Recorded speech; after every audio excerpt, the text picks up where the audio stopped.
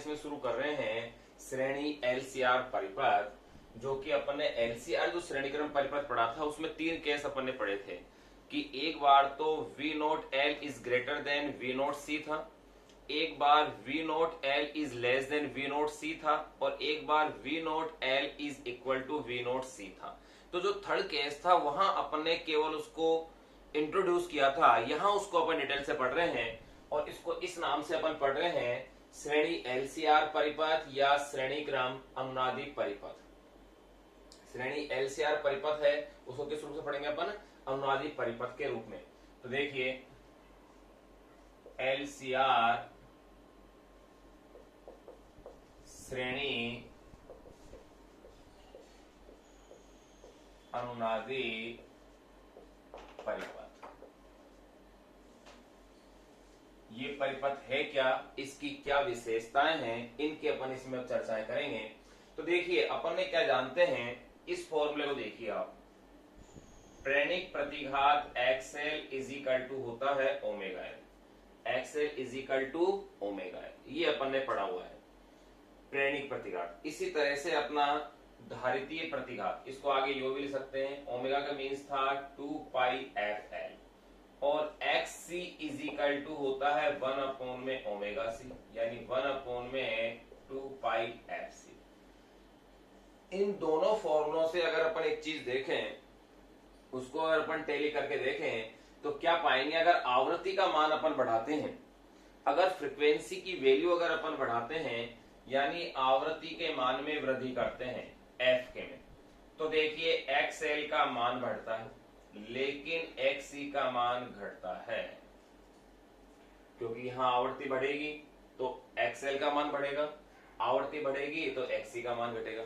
और एक स्थिति ऐसी आएगी जब एक्सएल और एक्ससी दोनों क्या हो जाएंगे, बराबर हो जाएंगे। जिस स्थिति में एक्सएल और एक्ससी दोनों बराबर हो जाते हैं इसे ही अनुनाद की अवस्था कहते हैं। इस स्थिति में वोल्टता और धारा समान कला में होते हैं, परिपथ में प्रवाहित धारा का मान अधिकतम होता है, और परिपथ प्रतिरोधात्मक परिपथ की भांति क्या करता है, व्यवहार करता है। यही अनुनादी व्यवस्था कहलाती है या अनुनादी अवस्था कहलाती है। तो पहले अपन इसको परिभाषित करते हैं कि क्या इसकी परिभाषा अपने पास बनेगी। तो देखिए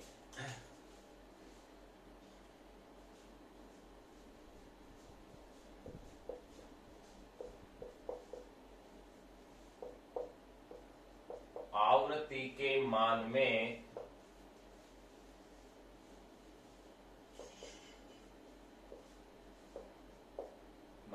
वृद्धि करने पर एक्सएल के मान में वृद्धि वे एक्ससी के मान में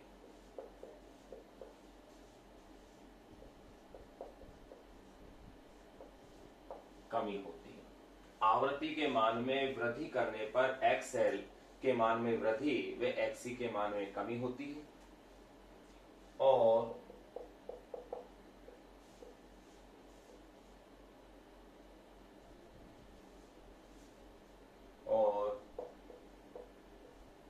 एक स्थिति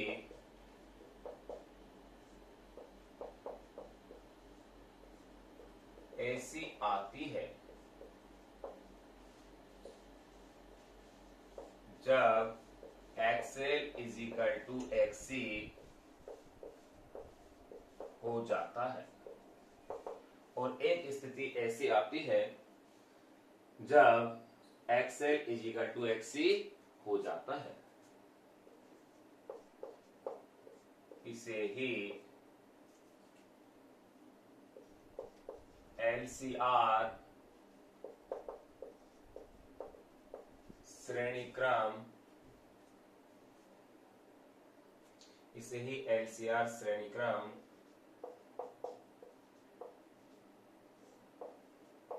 परिपथ में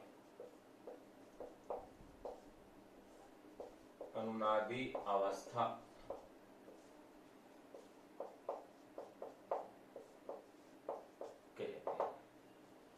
इसका मतलब अनुनादी अवस्था है क्या? XL is equal to XC होना ही अनुनादी अवस्था है। अगर प्रेरणिक प्रतिघात का मान धारितीय प्रतिघात के बराबर हो जाए तो इसे ही अनुनादी अवस्था कहा जाता है। तो यानी अनुनादी अवस्था की जो मुख्य शर्त बनी वो ये बन गई कि एक्सएल इज इक्वल टू क्या होना चाहिए? एक्सी होना चाहिए। यही अनुनाद की क्या है? शर्त है।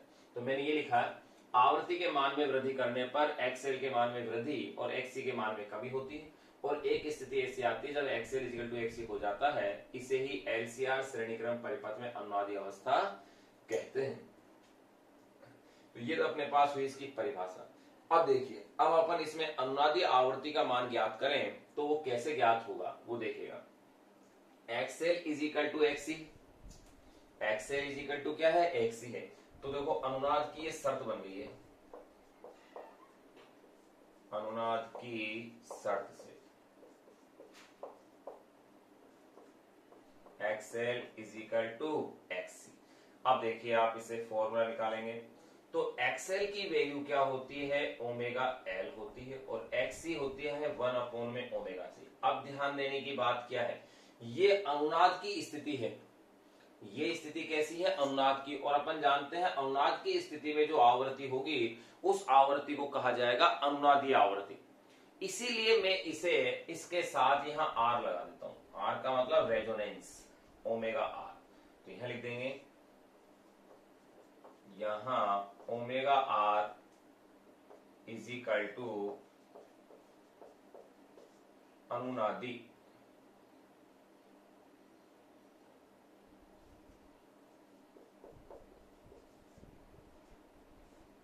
कोणीय आवृत्ति है। तो देखें अब इससे फॉर्मूला क्या आएगा? Omega R is equal to 1 upon में एल सी आ गया, omega R square is equal to square हो गए, omega R is equal to 1 upon में रूट ऑफ एल सी। ये लीजिए, ये तो आ गया है ओमेगा आर के लिए। अगर मैं एफ ज्ञात करना चाहूं तो वो भी ज्ञात हो जाएगा। ओमेगा आर का मीन्स है 2 पाई एफ आर, 1 अपॉन में रूट ऑफ एल सी, या इसे ही आप कह सकते हैं F R is equal to 1 upon में 2 pi root of L C. ये अनुनादी आवृत्ति का व्यंजक आ गया है। इस फॉर्मूले से स्पष्ट है कि अनुनादी आवृत्ति एल और सी पर निर्भर करती है, प्रतिरोध आर पर निर्भर नहीं करती है। तो अपन जान रहे थे एलसीआर श्रेणी अनुनादी परिपथ।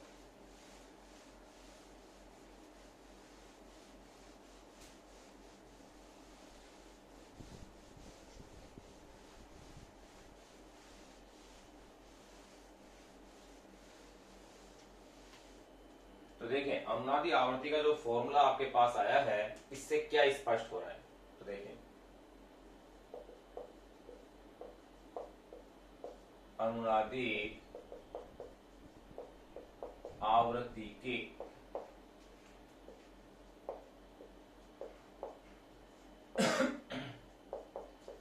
व्यंजक से स्पष्ट है कि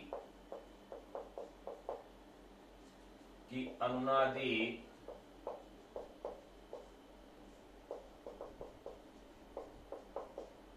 आवृत्ति का मान एल व सी पर निर्भर करता है, निर्भर करता है आर पर नहीं। ये एल और सी पर निर्भर करता है, आर पर नहीं। अब ये तो अपन ने अनुनादी आवृत्ति निकाल ली। अब एलसीआर अनुनादी परिपथ की क्या विशेषताएं हैं वो अपन अब ज्ञात करते हैं। देखो एलसीआर अनुनादी परिपथ की विशेषताएं।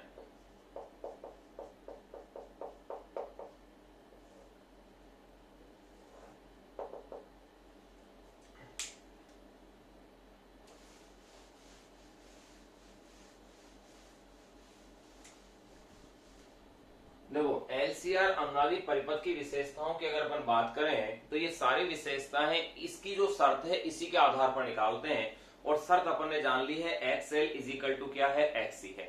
अगर इस शर्त को अपन कंसिडर करते हुए चलते हैं तो इसकी विशेषताओं में देखो सबसे पहली विशेषता तो इसकी यही है, जो इसकी शर्त है कि प्रेरणिक प्रतिघात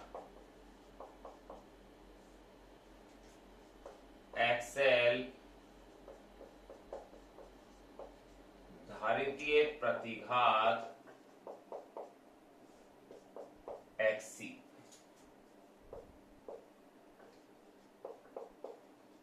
के बराबर होता है।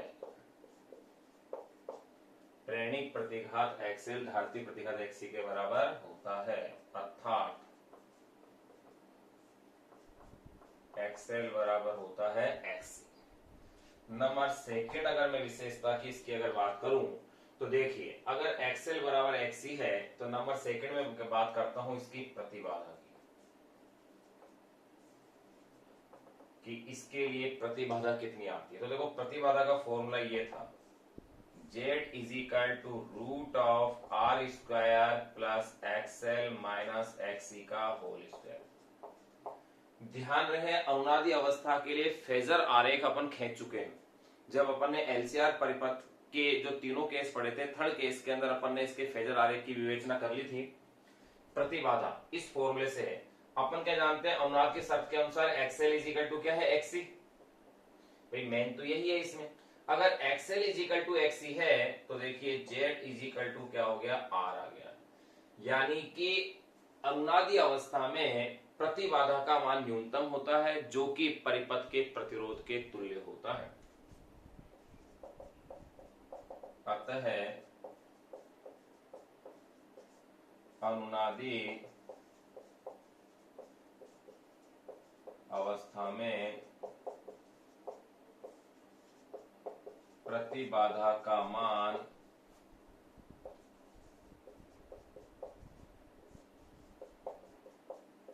न्यूनतम होता है जो कि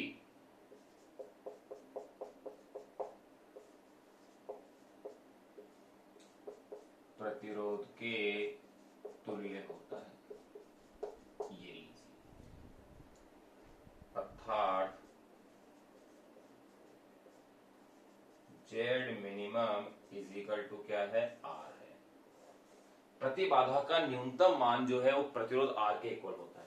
तो दो विशेषताओं के बाद नंबर थर्ड देखो यहां ले लेते हैं अपन। अब बात करें अगर धारा की तो देखिए धारा I इज इक्वल टू क्या होता है, V अपॉन में जेड होता है। अगर जेड का मान आपके पास मिनिमम है तो धारा का मान कैसा हो जाएगा, मैक्सिमम, क्योंकि जिसका आप भाग दे रहे हैं अगर वो मिनिमम है तो प्राप्त राशि क्या हो जाएगी, मैक्सिमम। तो यहां अपन ये कह सकते हैं धारा का मान कैसा आएगा आपके पास, ये मैक्सिमम आ जाएगा। यानी अनुनादी परिपथ के अंदर प्रवाहित धारा का मान क्या होता है, मैक्सिमम होता है। तीसरी विशेषता जान ली। नंबर फोर्थ अगर अपन बात करें कलांतर की तो देखिए कलांतर का फॉर्मूला ये है, tan phi is equal to XL minus XC upon में आर से। ये अपने पास फॉर्मूला है।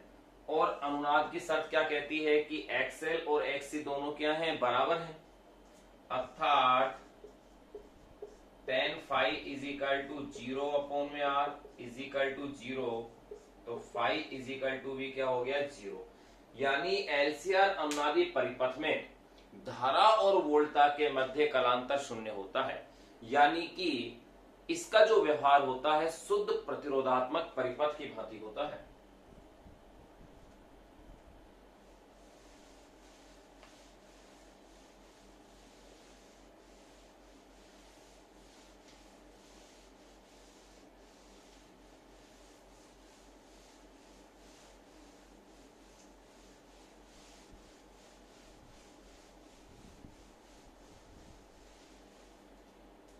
फाई इज इक्वल टू 0, अर्थात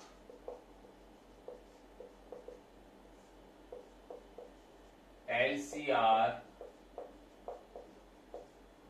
अनुनादी परिपथ में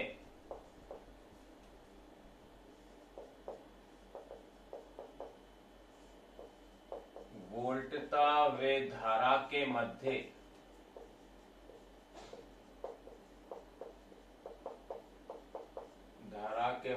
कालांतर शून्य होता है। अर्थात एलसीआर अनुनादी परिपथ में वोल्टता व धारा के मध्य कालांतर शून्य होता है। अतः इसका मतलब वोल्टता व धारा एक ही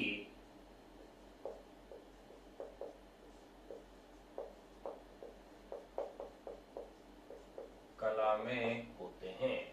अतः वोल्टता व धारा किसमें होते हैं? एक ही कला में होते हैं। यूं भी कह सकते हैं कि एलसीआर अनुनादी परिपथ इसका मतलब किसकी भांति व्यवहार करता है? शुद्ध प्रतिरोधात्मक परिपथ की भांति व्यवहार करता है। अतएव एलसीआर अनुनादी परिपथ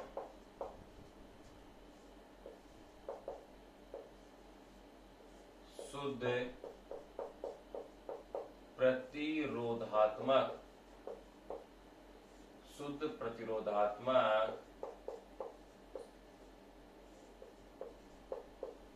परिपथ की भांति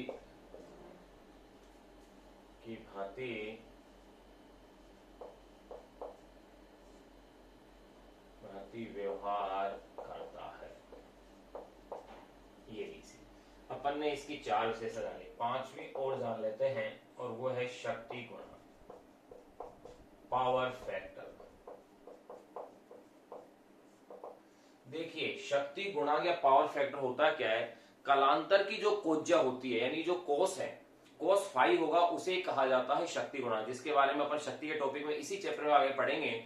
यहाँ केवल इतना जान रहे हैं कि कालांतर की जो कोज्या होती है उसे अपन शक्ति गुणांक कहते हैं। और इसके लिए शक्ति गुणांक का मान कितना है? तो देखिए, वोल्टता व धारा के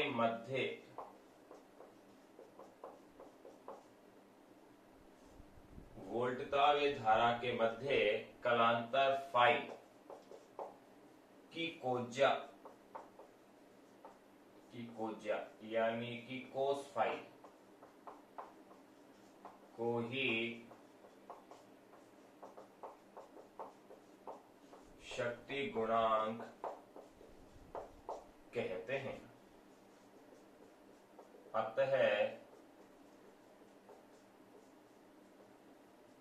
शक्ति गुणांक इजिकल टू क्या हो गया है? Cos phi. अब देखिए, अनुनाद की अवस्था के अंदर आपने क्या देखा? फाई की वैल्यू क्या होती है? 0 डिग्री। तो कोस शक्ति गुणांक का मान कितना आ गया? 1। या इसे यूं भी ले सकते हैं कि पावर फैक्टर, पीएफ का मतलब पावर फैक्टर, शक्ति गुणांक इजिकल टू कोस फाई है, और कोस फाई इजिकल टू क्या होता है? आर अपॉन में जेड। और अनुनाद की अवस्था में जेड का मान किसके इक्वल होता है? आर के। तो भी मान क्या आ रहा है? 1 आ रहा है। इस चीज को फिर अपन आगे पढ़ेंगे, यहां अपन इतना ही जान ले। तो एक चीज अपन ने देखी कि अनुनाद की अवस्था में शक्ति गुणांक का मान क्या होता है? मैक्सिमम, और वो मैक्सिमम मान है 1। अतः अनुनादी अवस्था में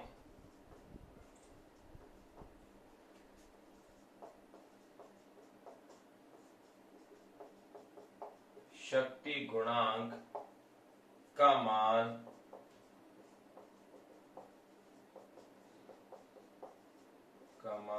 अधिकतम होता है।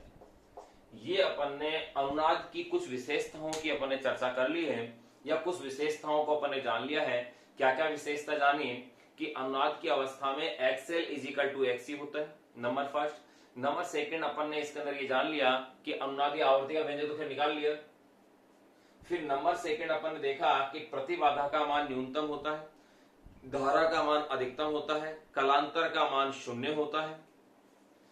फिर इसके पश्चात शक्ति गुणांक का मान क्या होता है, अधिकतम होता है। ये सब अनुनाद की जो स्थिति है उसकी विशेषताएं या उसके गुणधर्म है। इसके बाद अपन पढ़ेंगे इसके अंदर अनुनादी वक्र और इसकी थोड़ी विवेचना कर लेते हैं। अनुनादी वक्र होता क्या है?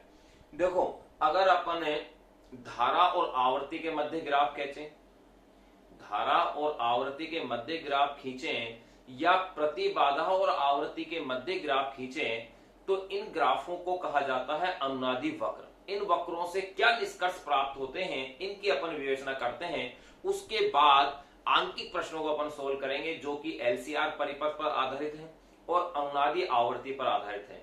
इन आंकिक प्रश्न के बाद ही अपन इसके अंदर विशेषता गुणांक, गुणता कारक, अनुनादी आवर्ती के पर आधारित जो युक्ति, जो अनुनादी आवर्ती पर आधारित जो राशियां हैं उनका अपन अध्ययन करेंगे, जैसे विशेषकर बैंड चौड़ाई, विशेषता गुणांक, इनको अपन निकालेंगे।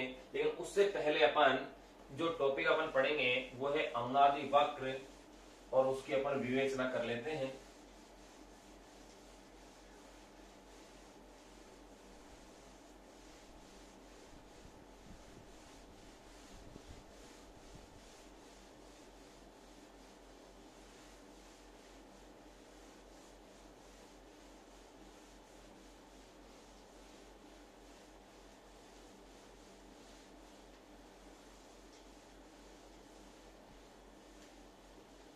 तो देखिए, सबसे पहले अपन बात करेंगे अनुनादी वक्र।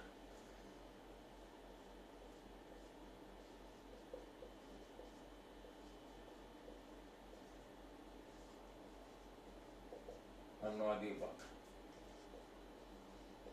तथा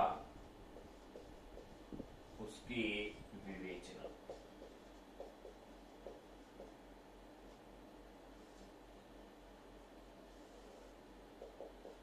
देखो, अनुनादी वक्र और उसकी विवेचना। अनुनादी वक्र होता क्या है? एक तो मैंने अभी भी बताया कि धारा I और आवर्ती F के मध्य खींचा गया वक्र, अथवा प्रतिबाधा Z और आवर्ती F के मध्य खींचा गया वक्र ही क्या कहलाता है? अनुनादी वक्र कहलाता है। धारा I वे आवृत्ति F के मध्य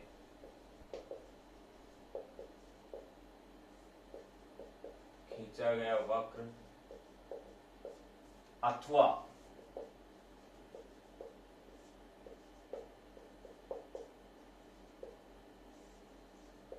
प्रतिबाधा Z वे आवृत्ति F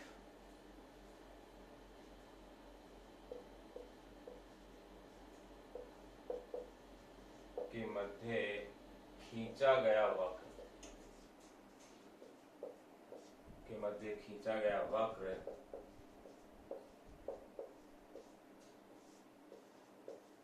अनुनादी वक्र कहलाता है। धारा स्मॉल आई से ले रहा हूं मैं, और आवृत्ति F के मध्य खींचा गया वक्र अथवा प्रतिबाधा Z वे आवृत्ति F के मध्य खींचा गया वक्र अनुनादी वक्र कहलाता है, जो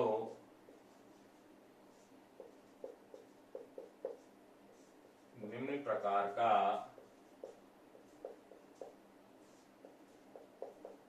प्राप्त होता है। तो देखिए, ये कैसे अपन को प्राप्त होता है।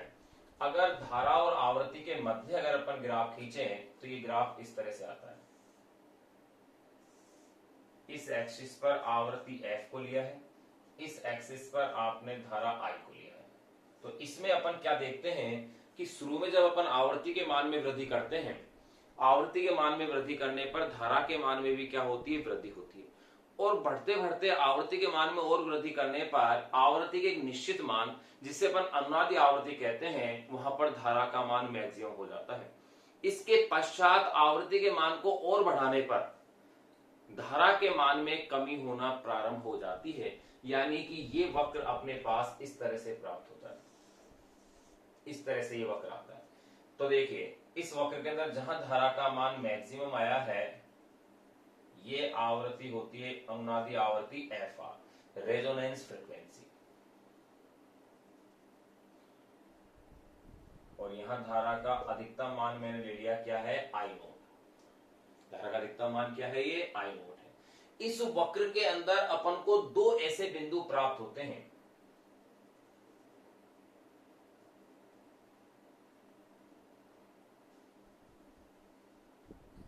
इस वक्र में दो बिंदु P1 और P2 ऐसे प्राप्त होते हैं जहां पर धारा का मान अधिकतम मान का 1/√2 आता है। जहां पर धारा का मान अधिकतम मान का क्या आता है, 1/√2 गुना आता है। अधिकतम धारा को मैं वही आई नोट से शो कर रहा हूं यहाँ, तो आई नोट /√2 आता है। इन बिंदुओं को कहा जाता है अर्ध शक्ति बिंदु, या यूं कह सकते हैं यहां पर शक्ति का मान क्या होता है, आधा होता है। और इनके संगत ये जो आवृत्तियां अपने पास आती हैं F1 और ये F2, इनको कहा जाता है अर्ध शक्ति बिंदु आवृत्तियां, जो अपन पढ़ेंगे नेक्स्ट टॉपिक के रूप में सवालों के बाद। तो देखिए, धारा आवर्ती वक्र में वे बिंदु जहां पर धारा का मान अधिकतम मान का 1/√2 गुना या शक्ति का मान आधा हो जाता है, अर्ध शक्ति बिंदु कहलाते हैं। और इनके संगत ये जो आवृत्तियां हैं F1 और F2, इनको कहा जाता है अर्ध शक्ति बिंदु आवृत्तियां। क्या कहते हैं इनको अपन, अर्ध शक्ति बिंदु आवृत्तियां कहते हैं। और इन आवृत्तियों के अंतर को कहा जाता है बैंड चौड़ाई, जिसके बारे में अपन विस्तार पूर्वक पढ़ेंगे। अभी तो अपन केवल वक्र को जान रहे हैं। दूसरा ग्राफ अगर मैं जेड के साथ लूं तो वो ग्राफ इस तरह से आएगा।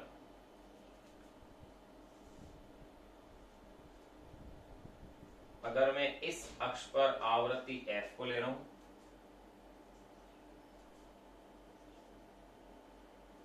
और इस अक्ष पर अगर मैं प्रतिबाधा Z को ले रहा हूं, तो देखिए इसका जो ग्राफ आता है वो इस तरह से आता है। यानी इस ग्राफ को आप उल्टा कर दीजिए। इसमें अपन क्या देखते हैं, जब अपन आवृत्ति F के मान में वृद्धि करते हैं, जब आवृत्ति F के मान में वृद्धि करते हैं तो प्रतिबाधा Z के मान में क्या होती है, कमी होती है। कमी होते होते एक निश्चित आवृत्ति, जिसे कि अनुनादी आवृत्ति कहते हैं FR, उस पर प्रतिबाधा का मान न्यूनतम हो जाता है। यानी कि Z का मान यहाँ पर मिनिमम है और ये मिनिमम मान किसके इक्वल होता है, R के। फिर उसके पश्चात आवृत्ति बढ़ाने पर प्रतिबाधा के मान में क्या होती है, वृद्धि प्रारंभ हो जाती है। तो ये अपने पास वक्र आते हैं। अब इनकी अपन विवेचनाएं कर लें कि इनसे क्या स्पष्ट हो रहा है। तो देखिए, पहले अपन बात करेंगे धारा आवृत्ति। धारा आवृत्ति वक्र से स्पष्ट है कि, धारा आवृत्ति वक्र से स्पष्ट है कि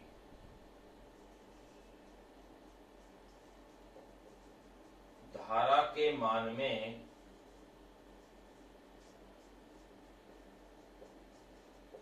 वृद्धि करने पर, धारा के मान में वृद्धि,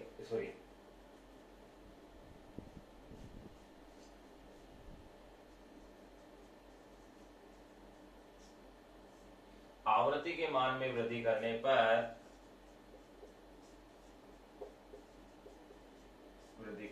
धारा के मान में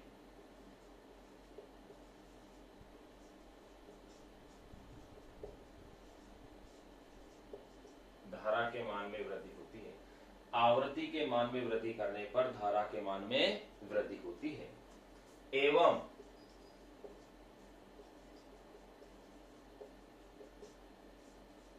आवृत्ति के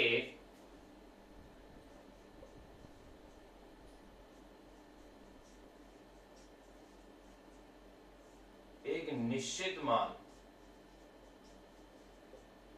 जिसे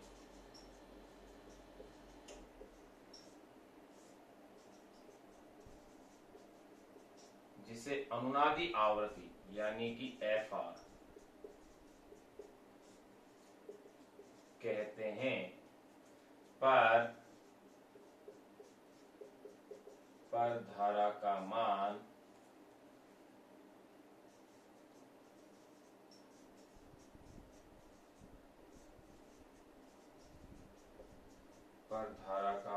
अधिकतम हो जाता है। इसके पश्चात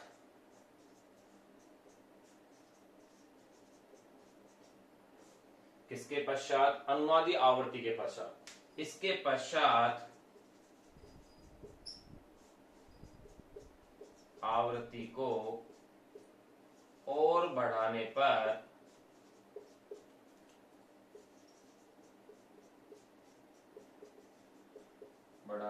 धारा का मान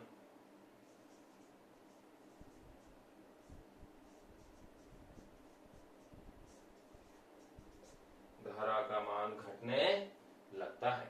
आवृत्ति को और बढ़ाने पर धारा का मान क्या होता है? घटने लग जाता है। तो वही अपन ग्राफ में देख रहे हैं। क्या देख रहे हैं कि जैसे जैसे अपन आवृत्ति का मान बढ़ाना शुरू करते हैं, इसमें धारा के मान में वृद्धि होना शुरू होती है और आवृत्ति एक निश्चित मान जिसे अपन अनुनादी आवृत्ति कहते हैं पर धारा का मान अधिकतम हो गया। उसके पश्चात आवृत्ति धारा के अधिकतम धारा को मैं आई नोट से ही शो कर रहा हूं यहाँ पर, है ना, कंफ्यूज मत होना आप लोग। फिर उसके बाद आवृत्ति को और बढ़ाने के पश्चात धारा का मान क्या हो गया? घटना शुरू हो गया। यही मैंने लिखा है, धारा आवृत्ति वक्र से स्पष्ट है कि आवृत्ति के मान में वृद्धि करने पर धारा के मान में वृद्धि होती है एवं आवृत्ति के एक निश्चित मान जिसे अनुनादी आवृत्ति FR कहते हैं पर धारा का मान अधिकतम हो जाता है। इसके पश्चात आवृत्ति को और बढ़ाने पर धारा का मान घटने लगता है। यहां अपन ने धारा आवृत्ति वक्र से बातें कर ली। प्रतिबाधा वक्र में इसका उल्टा है कि धारा या आवृत्ति के मान में वृद्धि करने पर प्रतिबाधा का मान क्या होता है? घटता है और घटते घटते अनुनादी आवृत्ति पर यह मान क्या होता है? न्यूनतम हो जाता है। यानी कि इस न्यूनतम मान का मान कितना होता है? R के इक्वल। उसके पश्चात फिर अपन आवृत्ति को और बढ़ाते हैं तो धारा का मान बढ़ना प्रारंभ हो जाता है।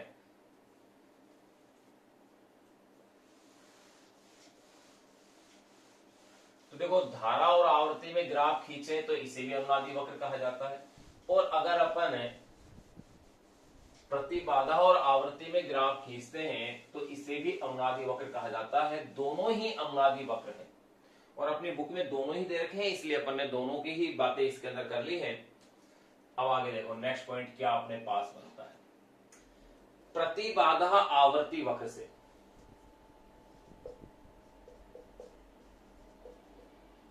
प्रतिबाधा आवृत्ति वक्र से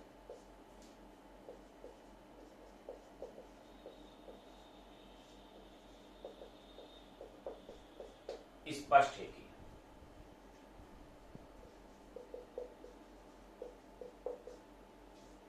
आवृत्ति के मान में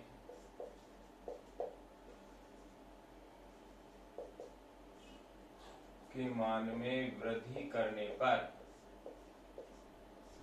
आवृत्ति के मान में वृद्धि करने पर प्रतिबाधा Z का मान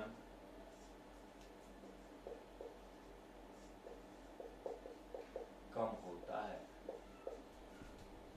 एवं एक विशेष आवृत्ति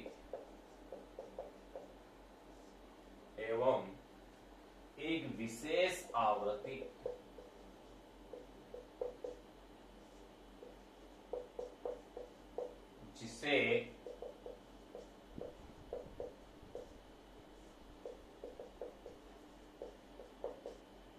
अनुनादी आवृत्ति कहा जाता है एवं एक विशेष आवृत्ति जिसे अनुनादी आवृत्ति कहा जाता है पर प्रतिबाधा का मान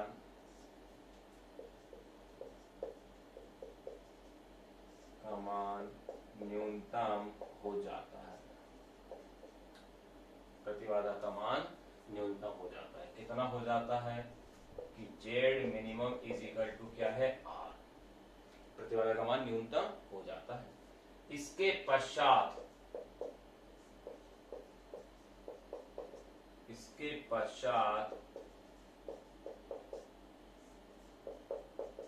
आवृत्ति को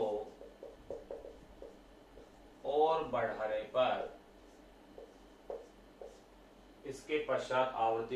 बढ़ाने पर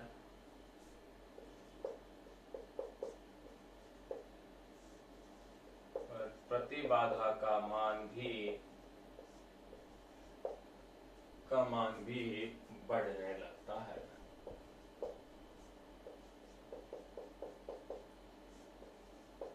ये तो यहां अपन ने इनकी क्या कर ली है, विवेचनाएं कर ली है कि प्रतिबाधा का मान भी बढ़ने लगता है। तो धारा आवर्ती वक्र से भी स्पष्ट हो गई चीजें और प्रतिबाधा आवर्ती वक्र से भी स्पष्ट हो गई।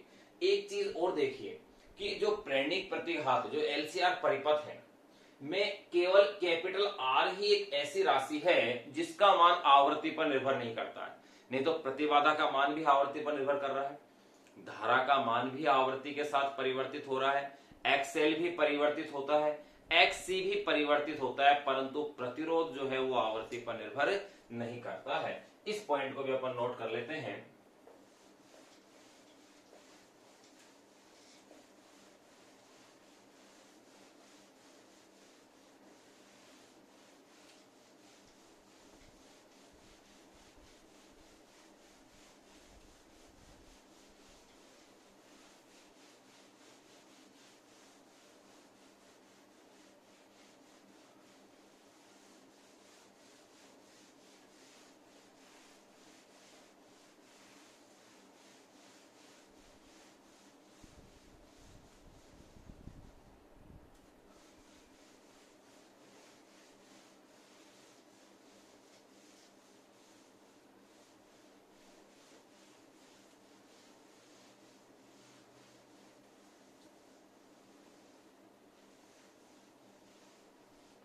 देखिए ये पॉइंट बोले एलसीआर परिपथ में, एलसीआर परिपथ में केवल आर, क्योंकि बाकी सभी राशियां निर्भर करती है आवृत्ति पर, धारा भी निर्भर करती है, अपन ने ग्राफ खींच देख लिया किस तरह से चेंज आ रहा है, प्रतिबाधा भी निर्भर करती है, एक्सएल यानी कि प्रेरणिक प्रतिघात भी निर्भर करता है, धारितीय प्रतिघात भी निर्भर करता है। एलसीआर परिपथ में केवल कैपिटल आर ही ऐसी राशि है, ऐसी राशि है जिसका मान आवृत्ति एफ पर निर्भर नहीं करता है। कैपिटल आर ही ऐसी राशि है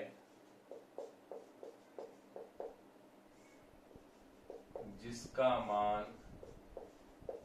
एफ पर निर्भर नहीं करता है, बाकी और सबके मान क्या करते हैं, निर्भर करता है, परंतु एक्सएल व एक्ससी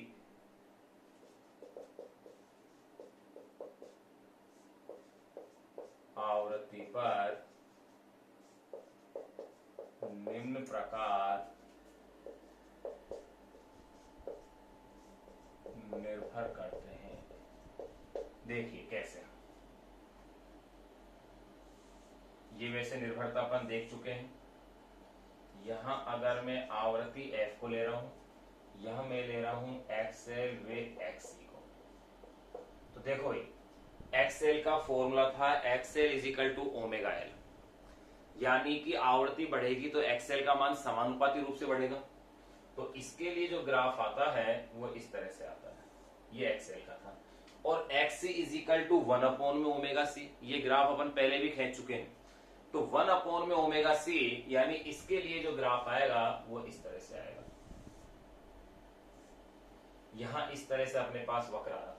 इस वक्र में अपन क्या देखते हैं कि आवृत्ति के एक निश्चित मान, जिसे अपन अनुनादी आवृत्ति एफ आर कह रहे हैं,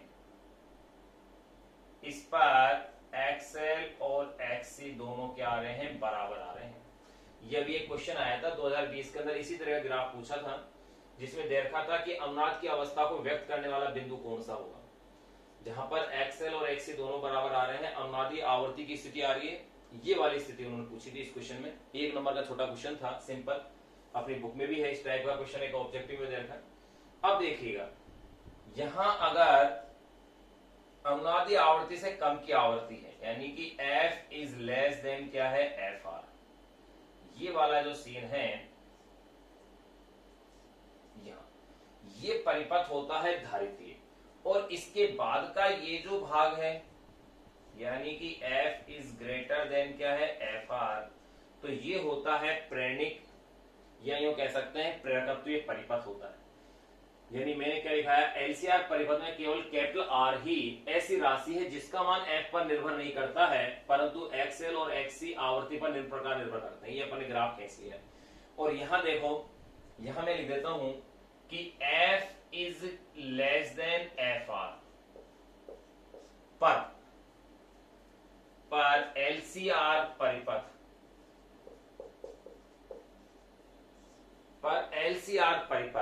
धारितीय परिपथ की भांति व्यवहार करता है। पर एलसीआर परिपथ धारितीय परिपथ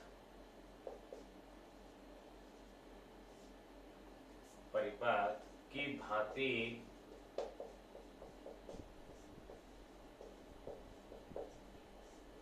व्यवहार करता है। धारितीय परिपथ की भांति व्यवहार करता है, इसका क्या तात्पर्य? इसका तात्पर्य यह है कि धारा वोल्टा से π/2 कला कोण क्या होती है, आगे होती है, व्यवहार करता है। अर्थात यूं कह सकते हैं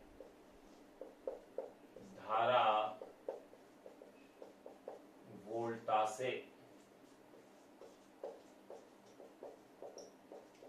अग्रगामी होती है, यानी उससे धारा क्या चलती है, आगे चलती है, कला के रूप में। धारा वोल्टा से कला में क्या होती है, आगे। और प्रेरकत्व के अंदर कौन होता है, वोल्टा आगे होती है, धारा क्या होती है, पीछे होती है। फिर देखिएगा,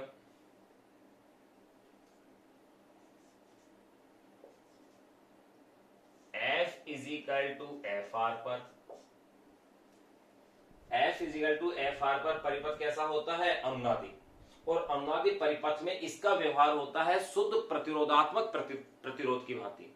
शुद्ध प्रतिरोधात्मक प्रतिरोध की भांति जो परिपथ होता है उसके तरह व्यवहार करता है। तो F is equal to less than F R पर, यानी जब F का मान एफ आर से कम है तो वो होता है धारितीय परिपथ, और जब उसके बराबर होता है तब देखिए F is equal to F R पर एलसीआर परिपथ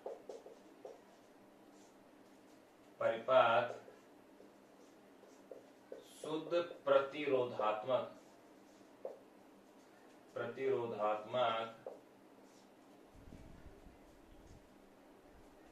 F is equal to F R पर एलसीआर परिपथ शुद्ध प्रतिरोधात्मक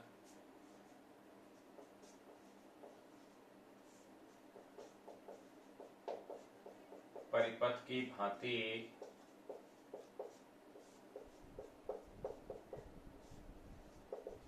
व्यवहार करता है। फिर अपन देखे हुए नंबर 3, अगर F is greater then F are है, यानी आवृत्ति का मान अनुनादी आवृत्ति से ज्यादा है, तो इस पर इसका व्यवहार होता है प्रेरणिक परिपथ की भांति, यानी कि वोल्टता धारा से कला में क्या होती है, अग्रगामी होती है। या यूं कह सकते हैं धारा क्या होती है, पश्चगामी होती है, किसी भी तरह से आप कह सकते हो। F is equal to F R पर एलसीआर परिपथ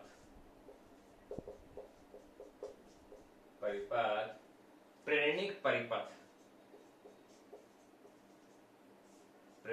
परिपथ की भांति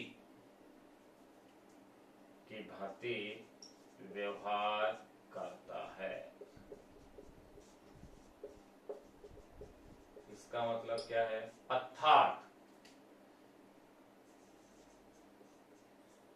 धारा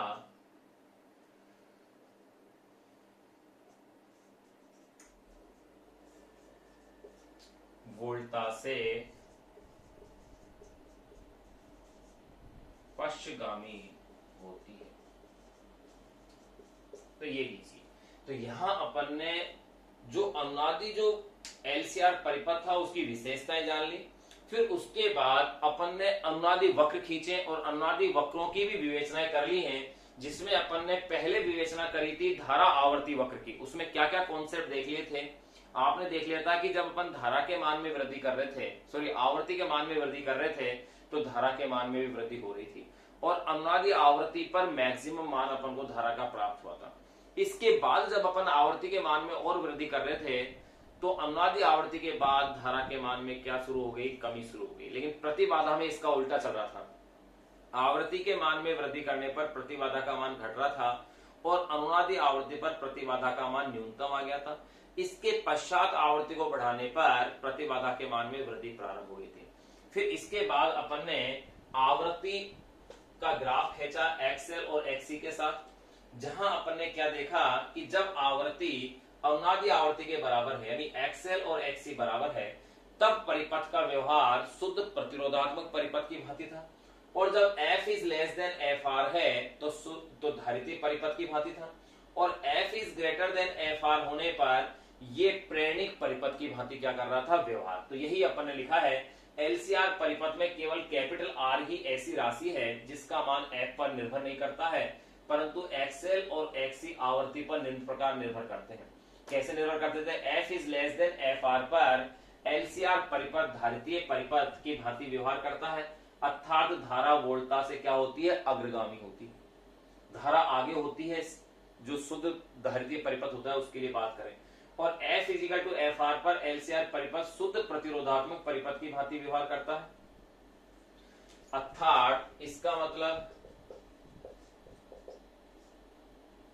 इसका मतलब यह है कि धारा व वोल्टा समान कला में होते हैं, अर्थात धारा व वोल्टता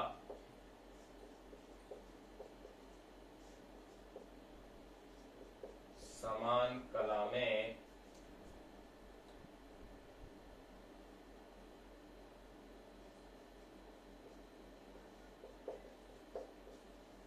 होते हैं, यानी उनके मध्य कलांतर क्या होता है? शून्य।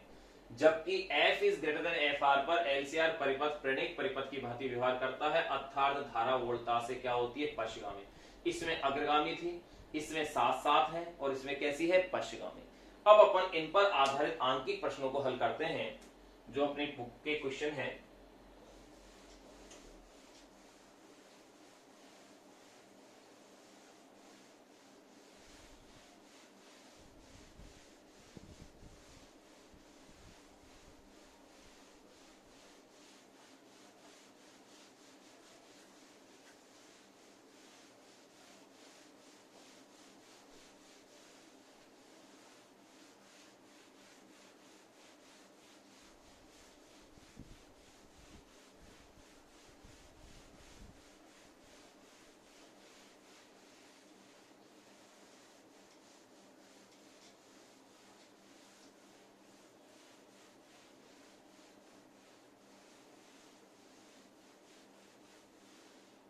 देखिए, अब अपन इस पर आधारित जो क्वेश्चन अपने दे रखे हैं उन क्वेश्चनों को अपन सोल्व करते हैं। आंकिक प्रश्न क्या क्या है? देखो, पहला जो क्वेश्चन अपन सोल्व कर रहे हैं वो क्या है?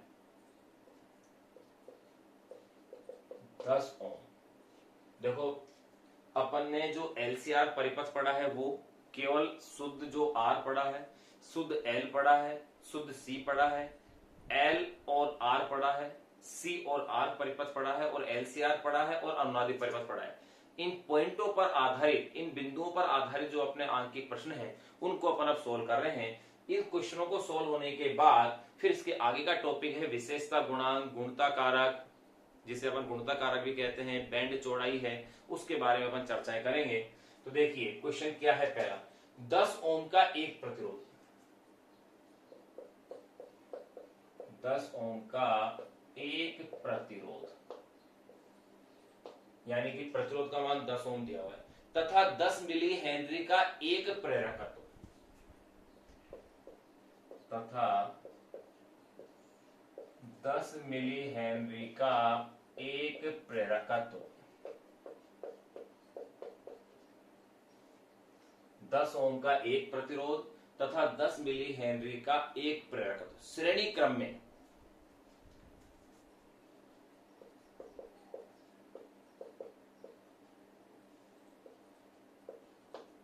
श्रेणी क्रम में एक प्रत्यावर्ती वोल्टता स्रोत, श्रेणी क्रम में एक प्रत्यावर्ती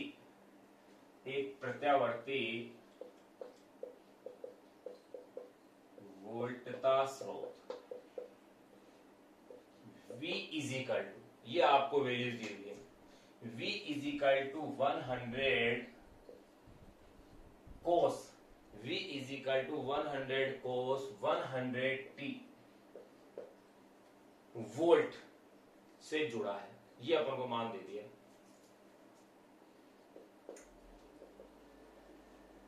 वोल्ट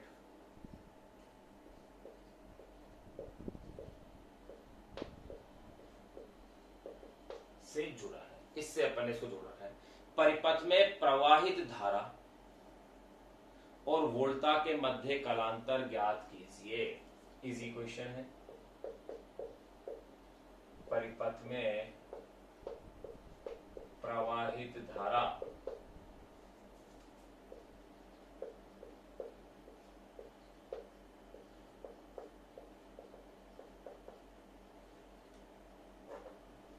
वे वोल्टता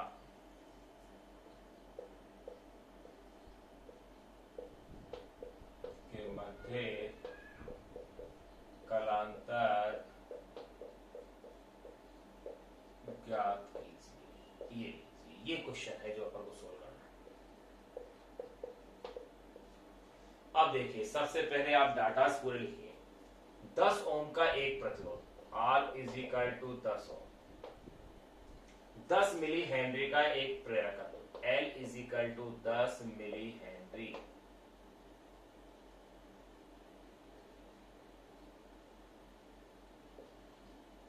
और 1 मिली का मतलब आप जानते हैं 10 की घात -3, तो 1 मिली हेनरी में 10 की घात -3 हेनरी हो गया। फिर आगे देखें तो ये हो गए हैं 10⁻⁻² हेनरी, एक पावर कम हो गई।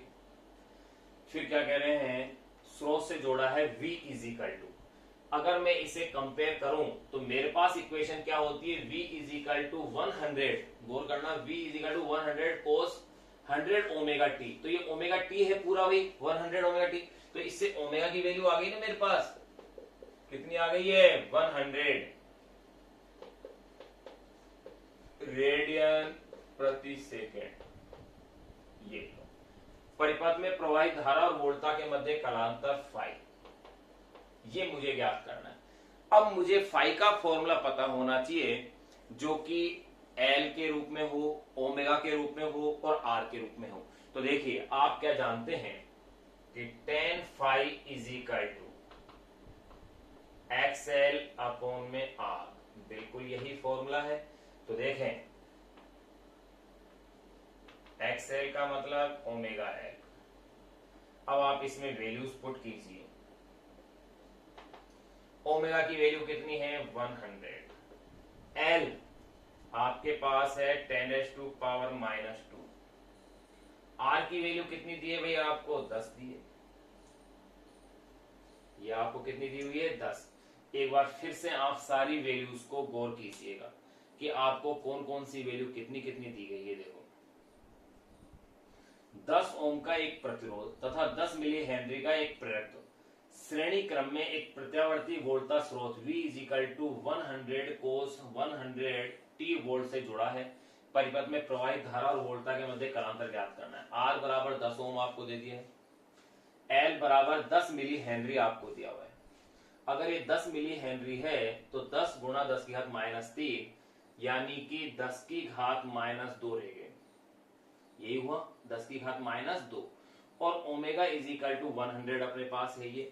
तो आप देखिए, ओमेगा की tan phi is equal to XL upon में R होता है भाई, XL minus XC upon R, जो जीरो है, जो नहीं है उसको आप जीरो कर दीजिए, तो XL अपॉन में R, तो XL ओमेगा L, ओमेगा की वैल्यू क्या है 100, L की वैल्यू 10⁻⁻², और R की वैल्यू क्या है आपके पास 10 है, यानी आपके पास जो वैल्यू बचती है वो आपके पास वैल्यू बचेगी 1 अपॉन में 10, यानी tan phi is equal to लिखेंगे। लेकिन अपन ने अपने पास जो वैल्यू है उसमें ये फर्क है, इसका मतलब यहां अपने पास जो वैल्यूज होंगी वो ये होंगी भैया 100 मिली हेनरी होंगी।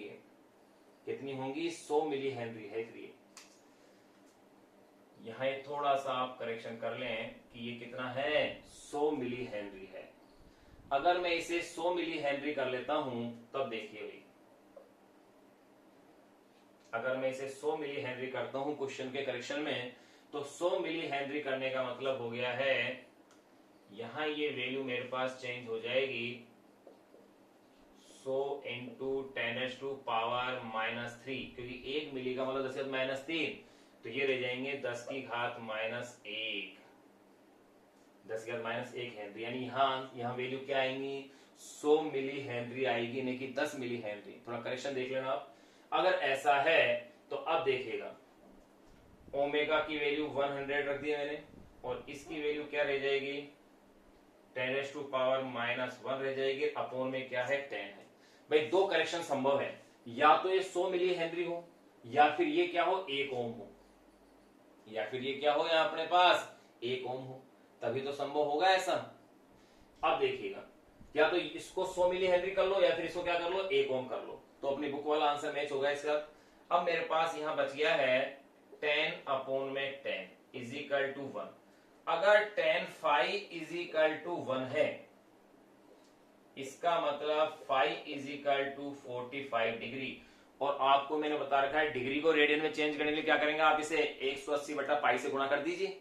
अगर अपन ऐसा करते हैं तो देखिए ये हो जाएगा π/4 रेडियन में, ये आंसर अपने पास इसके अंदर आ गया है, π/4 रेडियन आंसर आएगा इस क्वेश्चन का। तो इस क्वेश्चन में दो करेक्शन आपके पास संभव है जो आप कर सकते हैं, या तो इसे 1 ओम कर लें, या तो ये कितना हो जाएगा 1 ओम, या फिर ये 10 मिली हेनरी से कितना हो जाएगा 100 मिली हेनरी हो जाएगा। अपन ने इसको 100 मिली को चेंज कर दिया, इसको यहाँ के 1 ओम 10 ओम कर लिया, तो ये अपने पास एक क्वेश्चन कंप्लीट हो गया। अब अपन नेक्स्ट क्वेश्चन को इसमें देखते हैं कि अगला क्वेश्चन क्या है।